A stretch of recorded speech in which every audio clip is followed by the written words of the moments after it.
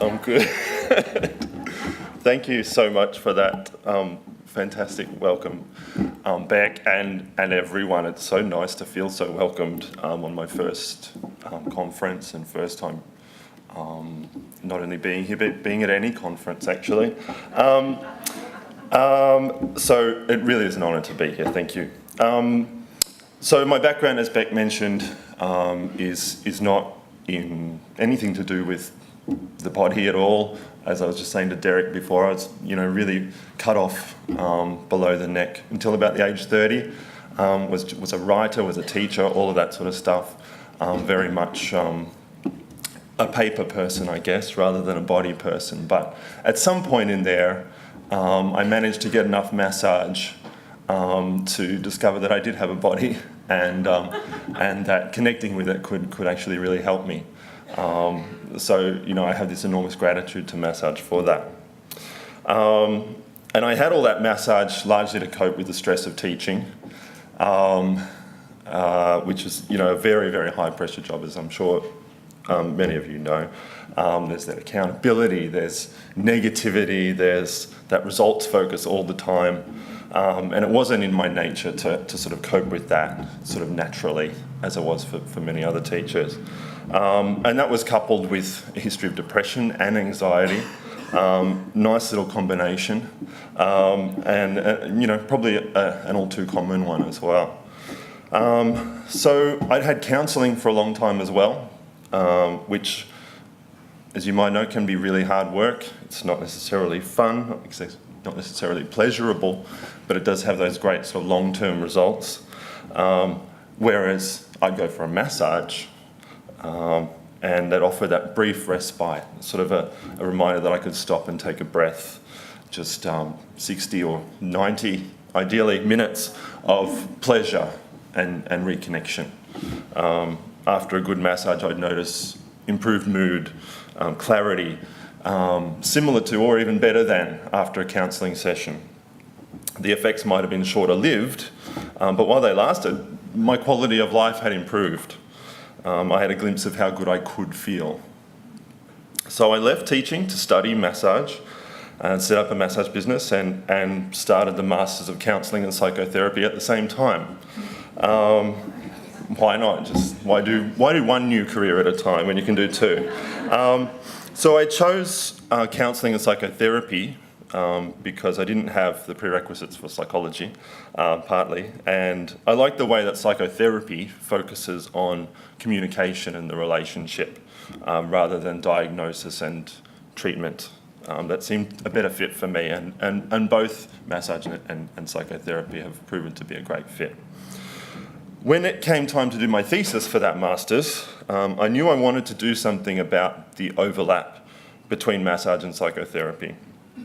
So I started researching, and I discovered that the effect sizes of massage and psychotherapy on depression and anxiety was similar in magnitude. So we've got the average effect size of psychotherapy, 0.8. Average effect size of massage therapy on trait anxiety or characterological anxiety, 0.77, and on trait depression, 0.73. Yeah, quite similar effect sizes. And the great massage researcher Chris Moyer said maybe that means the mechanisms of change might be similar. And he, pointed out also there are lots of other similarities. You've got two people in close contact. Sessions are usually about an hour long. And, during that time, the client has someone's undivided attention, which is not something you get a lot of places. Anyway, I went ahead and eventually reached the conclusion that what I wanted to do was examine in minute detail what goes on in the room during a massage that's comparable to what goes on in a session of psychotherapy. So I had to figure out exactly what I wanted to know, what was my question. And this might be interesting in light of what Jenny will be talking about. After much umming and ahhing, the question emerged, and it was a relatively simple one. What is the nature of the therapeutic relationship in massage therapy? What are its components? What's it made up of? So my premise was that if we had a common language by which to describe the relationship as it plays out in massage therapy, we might be able to better control it and hypothetically be able to maximise our impact on client health, especially mental health. It just made sense to use the language of psychotherapy to do that. So my literature review for the thesis consisted really of an examination of the various schools of psychotherapy that I might be able to draw from in conceptualising a therapeutic relationship in massage. So I drew on existential psychotherapy, and if you don't know these, don't worry, if you do, it might be interesting. Existential psychotherapy, psychodynamic, person-centred, mindfulness-based approaches, and particularly the common factors theory of psychotherapy, which kind of says that you don't need to prescribe to any one of these to have an effect on a client. That what's key and what is at the centre of all of them is the therapeutic relationship. I also looked, of course, at what other people had written about the therapeutic relationship in massage, and was surprised to come across a number of descriptions of the process in massage therapy that actually didn't include the therapeutic relationship at all. I'm not going to go into them today, but I sort of wondered, where's the relationship in massage? Why isn't this more prominent? At what point does a relationship occur in massage? Does a relationship occur, or is that only incidental to assessment, treatment, and planning? That seemed to be the focus of all of these descriptions of massage process. Are we prone to forgetting about the relationship? Do we undervalue it? Do we really even understand what it is and how it works in massage? Or are we just massage robots following protocols? So I came up with a method by which to explore that and applied for ethics approval. And it was so good to hear Ian talking about this earlier. If I learned anything from this research process, it's that getting ethics approval for massage research can be very difficult. In the end, it actually took longer to get approval for ethics than it did to write the thesis. I applied twice. The second application was 15,000 words long, which again was longer than the actual thesis. So let me explain why. There is a bit of a good reason for it. So my method was this. I would have one therapist and one client, and I would film 3 massage treatments, 1 per week over 3 weeks. After each treatment, I would get both the client and the therapist to watch the tape of the session and comment on what was happening in the session for them at that time, as accurately as they could, which of course is going to be not necessarily very accurately. But to get an idea of what they were experiencing that I wouldn't be able to pick up myself just by observing. So it's understandable, anytime you're filming massage, it's understandable there are going to be some obstacles, but they were surmountable. In the end, I did get past them, and I was thrilled to finally get the go-ahead. My participants were fantastic, and I've really got to give a special shout out to the therapist who was so generous with her time and energy and put herself really out there, put herself at risk, I guess, in a vulnerable position for potentially the benefit of the industry, of the profession. Once I'd done all of that, filming the 3 treatments, I transcribed the treatment sessions, so wrote down every word that was said, largely every audible intake of breath, every pause was all transcribed using conversation analysis, which is a particular method. Transcribed the commentaries that they'd made about the treatment sessions, close to verbatim. That wasn't as detailed, but got down at least every word that they said.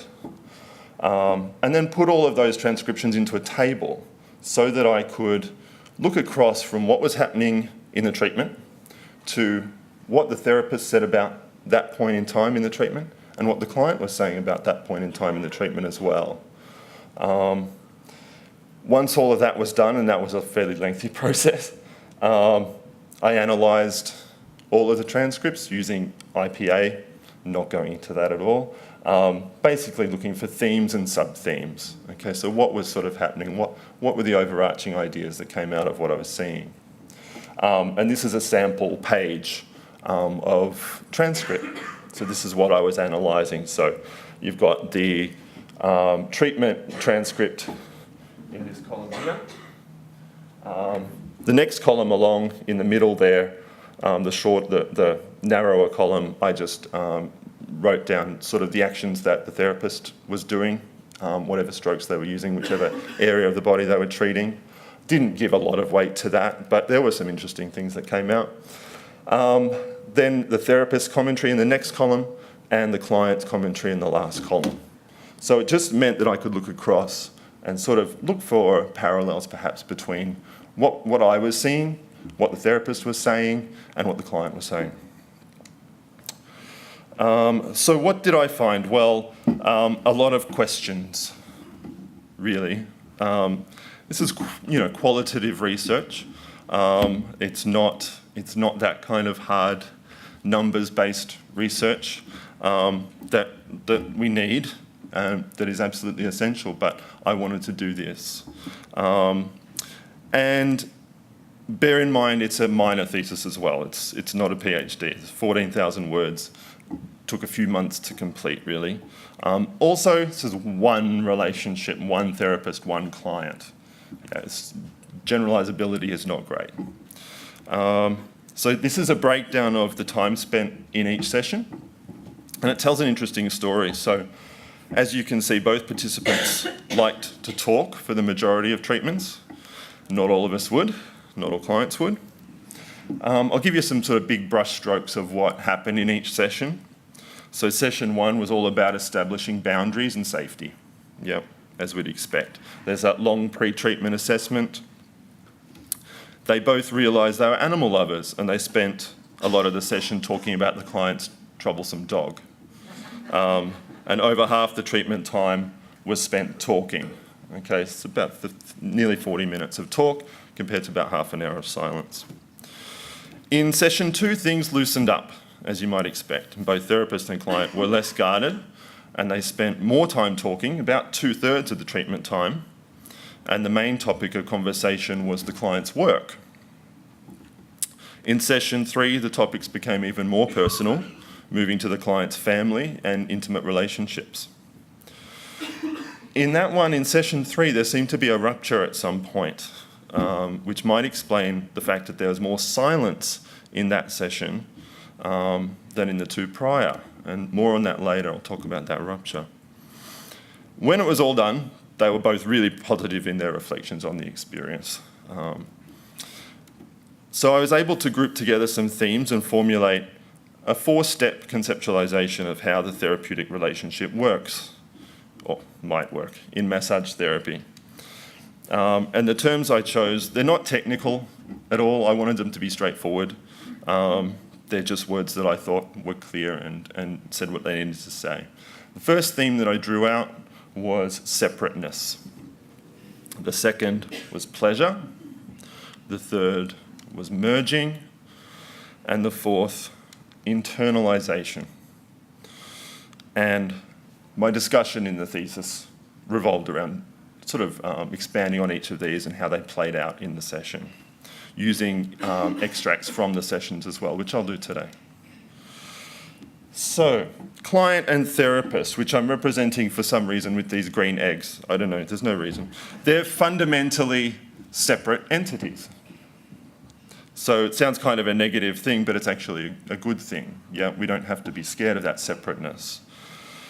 Boundaries, obviously, play a big part in that. They're everywhere in massage. You've got doors, you've got towels, you've got skin.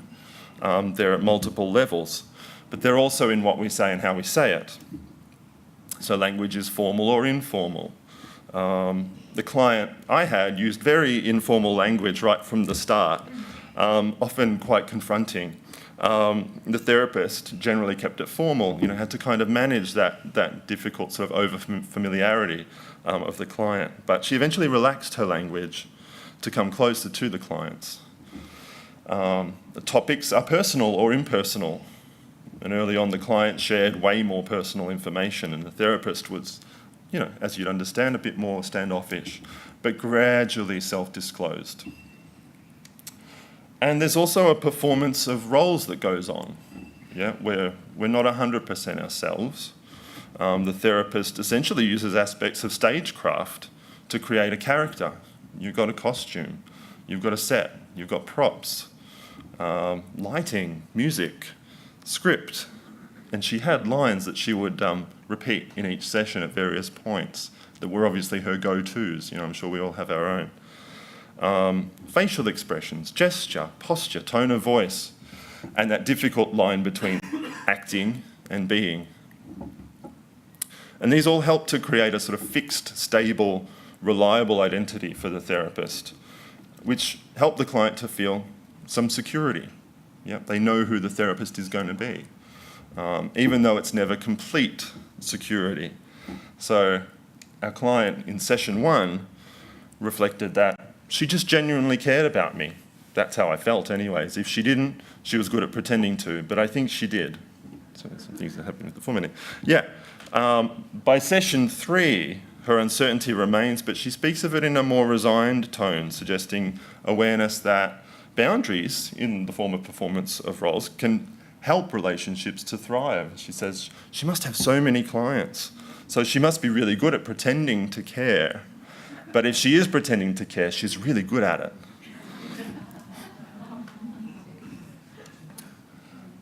And power is an aspect of the relationship that keeps the participants separate, but can be harnessed by the therapist for a therapeutic end. The power in the relationship I compare to an infant caregiver relationship. The therapist, like a caregiver, carries the bulk of the power, but also the bulk of the responsibility. And the client's power is tied up in all the social institutions that are set up to protect vulnerable people, such as AMT, for example. And just as it is with parents and children, an experience of trust rewarded can help to reinforce for the client that the world is a safe place and that people can be trusted and that she can be vulnerable and can surrender her needs and be okay, which is a powerful message. Theme 2 was pleasure, and it seems that the experience of pleasure is what helps the client and therapist bridge their separateness. That's the experience of pleasure there. Note how it doesn't belong exclusively to the client. It's part of the experience shared by both client and therapist. For this client, the experience of pleasure figured far more significantly in her commentary than anything else.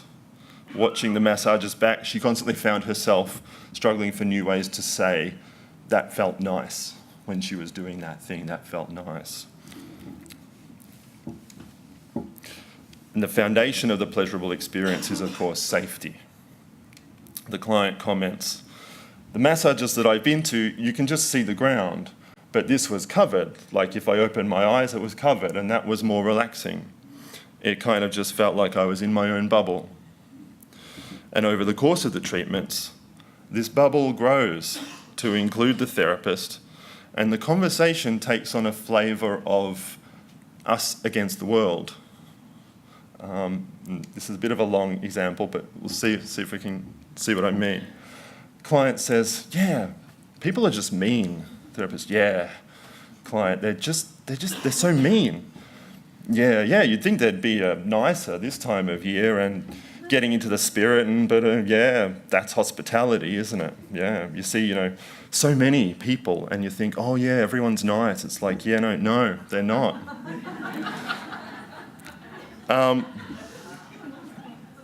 there's lots of hilarious moments in the exchanges. They're very funny sometimes. But what's interesting here, there's a really interesting moment down the bottom here where the client almost fills in the sentence. Yep, therapist is saying, you see, so many people.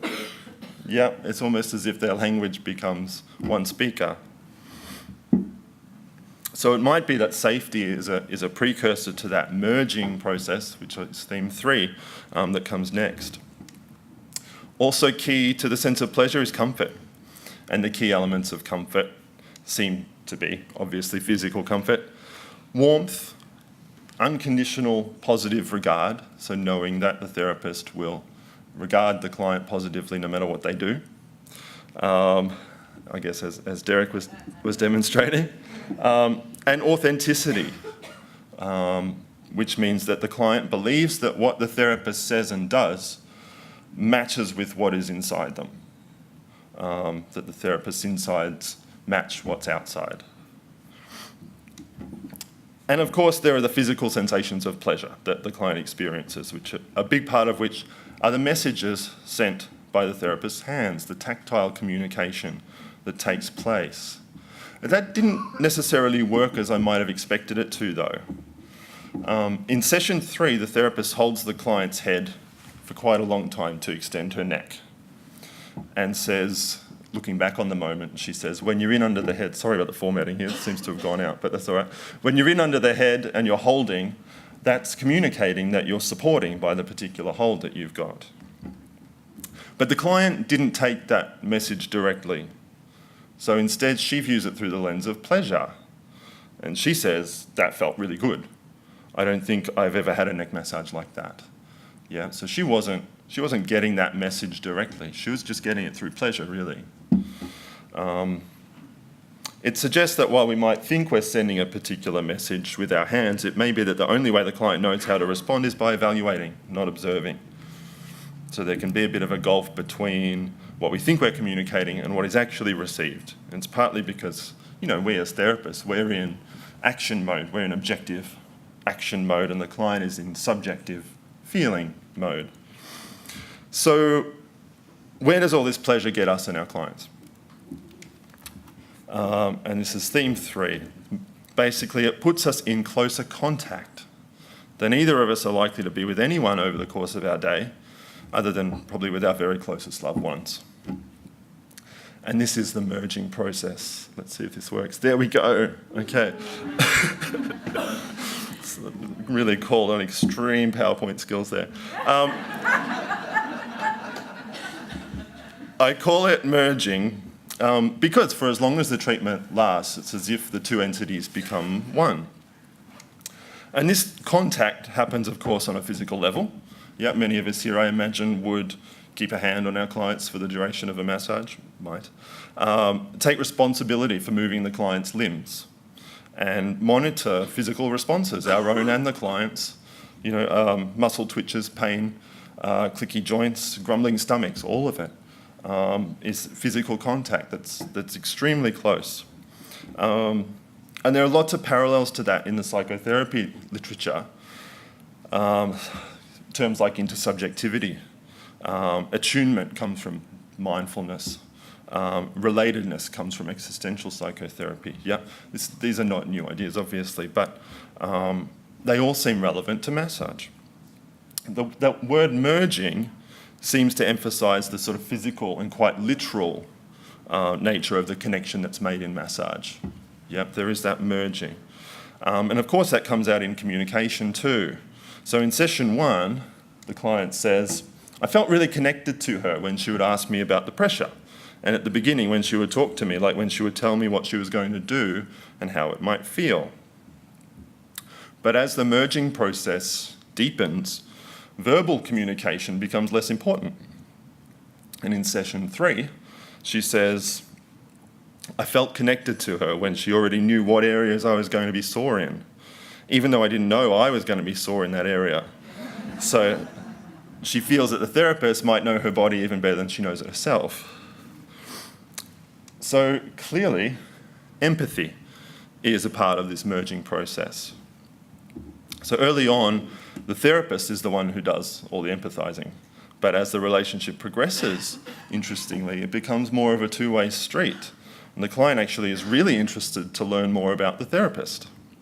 And this is where they both come very close to their personal, emotional, and psychological boundaries. They straddle that very fine line between pleasurably close and dangerously close. In fact, it might have even been crossed. And this is that rupture that I referred to earlier. I'll step you through it.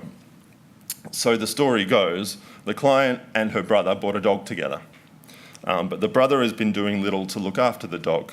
He's been slacking off, and it's a destructive dog, so it's causing all manner of grief for the client. The client's frustrated by her brother, but it seems that the therapist is even more frustrated. She describes the client's brother in dehumanizing terms even before the client does, suggesting that she should take him back to puppy preschool to learn some basic commands. Interestingly, during that time, the therapist spends a disproportionately long period of time applying strong frictions to the client's back. So I'll paraphrase a bit of this conversation. Therapist says, maybe you need to have a chit-chat to brother and say, well, oh, it's just impossible. Great. We both hate each other. And some laughter. Well, that's not going to make for easily shared dog walking responsibilities. Client, yeah, just didn't think about it like that. Yeah, says the therapist. And then there's 35 seconds of silence. The therapist says, it's like we watch this space, hey? Client says, mm-hmm. Okay, so very, very difficult dynamic going on. Eventually, the client has some nice things to say about her brother. Yeah, he works at Kmart, he just got a job there, and then he helps my dad with the business and stuff. Okay, 19 seconds of silence. Client, that feels really nice. Yeah, you're tight through here again. It's interesting that it's the client here who kind of restores the balance. Yeah, absolutely, gets things back on track when obviously something had been triggered in the therapist. At other points in the treatment, the therapist reveals that a film about a dying dog made her bawl her eyes out, and that as a kid she used to bring home every stray dog. So it wouldn't be drawing too long a bow to conceive that she might have a strong attachment relationship to dogs, and that in this moment it overwhelmed her ability to empathise accurately with her client. And this is a key lesson of psychotherapy, that attempt to empathise or attune or relate is not enough. The empathy must be received by the client and it must be accurate. When the therapist oversympathised with the client's dog and referred to the brother in more dehumanising terms than the client herself was using, the connection was ruptured. The therapist went into her own head and her hands temporarily forgot what they were doing too. The good news from psychotherapy is, though, that ruptures are opportunities for repair, which can be transformational. You can take advantage of it. So it would have been fascinating to see where that relationship would have gone in future treatments. And that's why the fourth theme on my list is a bit hypothetical. Yeah, I didn't really go far enough to be able to say with any certainty that it's a likely, that it's absolutely a theme, but it was certainly an idea that seemed like it was going to happen. So the idea is that the merging process leaves the client with traces of the therapist's persona, which in turn influences how they treat themselves and potentially others on a day-to-day basis. As if they've taken in a little tiny version of you. There we go.